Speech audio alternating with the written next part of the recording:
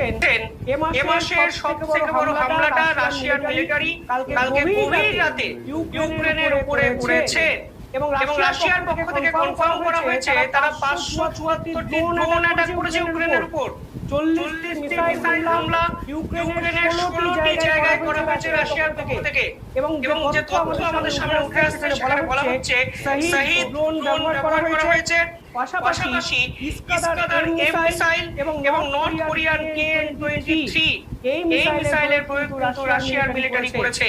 অর্থাৎ এক কথায় সকলকে চমকে দিয়েছেন রাশিয়ার প্রেসিডেন্ট পুতিন। আরো উল্লেখযোগ্য বিষয় হলো কালকে ইউক্রেনের পক্ষ থেকে যে স্টেটমেন্ট দেওয়া হয়েছে সেখানে তারা পরিষ্কার প্রশ্ন তুলেছেন কেন হঠাৎ করে ওয়েস্টার্ন ইউক্রেনকে আক্রমণ করা হলো রাশিয়ার পক্ষ থেকে এবং রাশিয়া মূলত ওয়েস্টার্ন ইউক্রেন এবং সেন্ট্রাল ইউক্রেনকে টার্গেট করেছে, যা কিন্তু এর আগে কখনো শেয়ার করতে দেখা যায়নি।